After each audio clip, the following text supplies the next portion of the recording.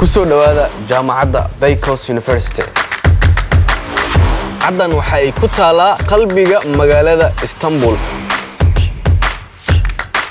jaamacaddan Bay Coast waxa la aasaasay 2008 xilligaas oo ay ahayd meel kaliya lagu barto kulliyadaha sida kulliyadaha labada sano oo kala ah, laakiin 2016 ay waxa isku bedeshay ama loo bedelay jaamacad weyn. haddaba waan bixi doonaa oo waxaan gali doonaa gudaha jaamacadda Bay Coast University, waxaana isla soo eegi doonaa ardayda siday wax u bartaan, fasalada ay ku bartaan, waxyaabaha ay faa'iidadu u helaan ardayda sida maktabadaha, kafeteriyada iyo haddii ay jimicsi leeyihiin iyo haddii ay wax ay qabtaan ay leeyihiin, intaba waa isla soo eegi doonaa. Namaria, let's go.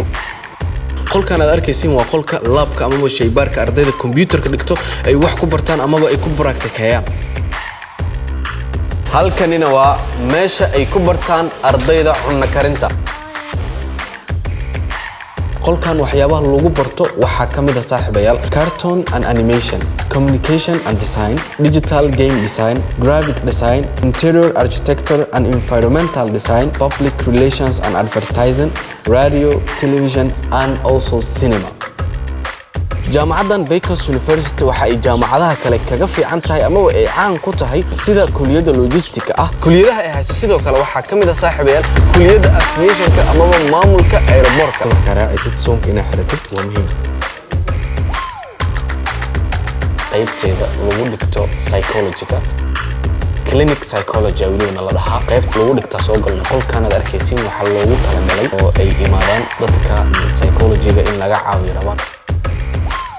saaxiibayaal jaamacadda waxa kale oo ay leedahay oo ardaydeeda ay ugu soo kordhisay in ardayga nafsad ahaantiisa uu dhisan karo ama uu bilaaban karo fursad shaqo.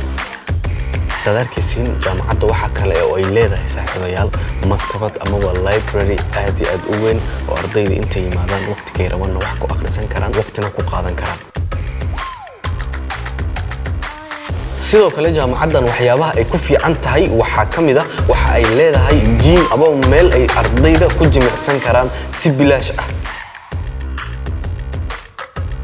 jaamacaddan waxa kale oo ay leedahay oo ay ardayda ugu talagashay fursado aad wax kaga soo baran kartid jaamacado kale oo ku yaalo daafaha dunida sida Yurubtan oo kale.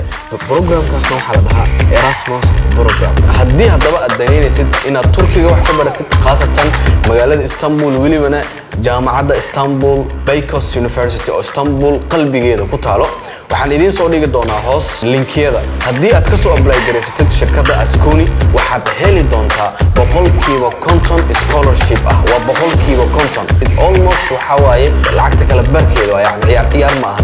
hoos ayaan soo dhigi doonaa linkiyadan, haddaba yaa laga buuxin soo xareeso.